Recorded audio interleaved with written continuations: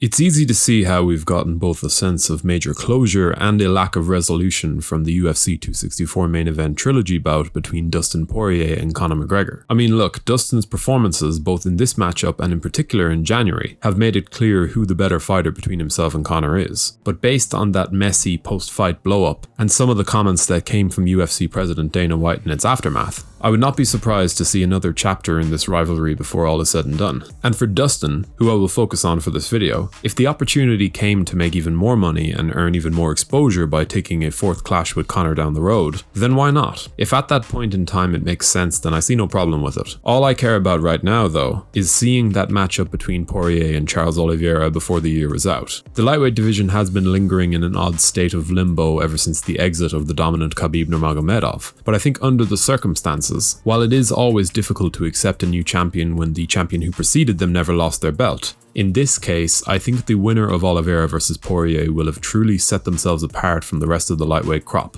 So I'm going to go into Dustin Poirier's victory and what impressed me about it, and look ahead to his clash against Charles Oliveira, before then diving into a broader look at this achievement for the Diamond in another video in a few days. So yeah, we're going to do 2 videos on Dustin Poirier within the coming days. As far as Conor McGregor goes, we released a video earlier this week where I gave my instant reaction to that gruesome defeat, and I did appreciate the response from all of you, both those who agree and those who disagree. I just think that right now, given where the channel is at and where we're going, I wanted to really break off and give some very honest and personal insight into my relationship with Conor McGregor because, yeah, it's pretty complicated. My opinions on him are definitely an outlier among my usual takes on this sport. And given all of the love we've gotten from the MMA dive community in recent weeks, I wanted to come at those videos in the pre and post fight from a different angle. So do check those videos out if you want. If there was one thing that really stood out about the performance of Dustin Poirier last Saturday night, and without question it was the thing that stood out the most from both men before Conor's leg gave out, it was the fearlessness of his approach to his game plan this time around.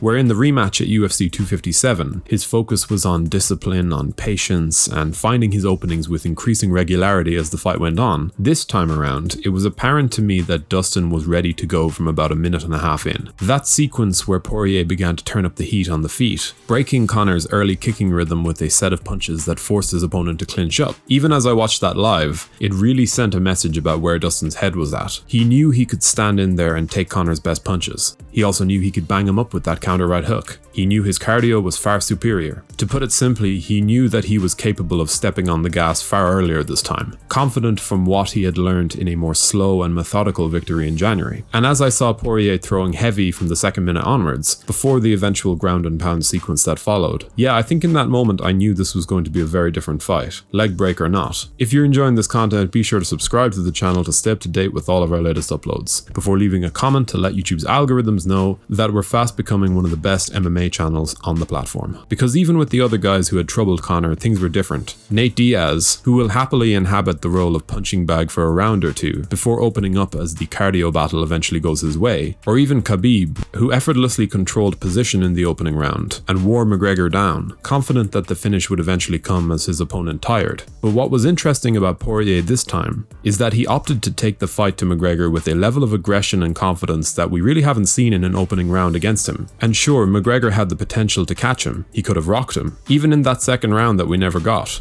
But when I look at Dustin's performance, I see a level of tenacity in that opening round, in the opening 2 minutes, that Conor is just never really forced to contend with. Call it what you want, whether it was McGregor's aura being sapped at, or a simple case of Poirier just not being troubled mentally by anything Conor could pose as danger to him. I was just very, very impressed by how willing Dustin was to take the fight to his rival in the earliest of exchanges. And McGregor looked good in there when the fight was standing. There were actually quite a few encouraging signs as to where his own ability levels were at coming in, where he stands within this 155-pound title picture. And no, it's not in the top 5, but there is most certainly still a path if he wishes to take it. But Dustin went in there and handled him, made the differences between the two known, and decided to step on the gas and turn up the heat before that feared cardio drop even happened, forced Conor into a clinch situation, took him down, and began to make the gap in skill between the two on the mat known. He showed the confidence and composure of a champion.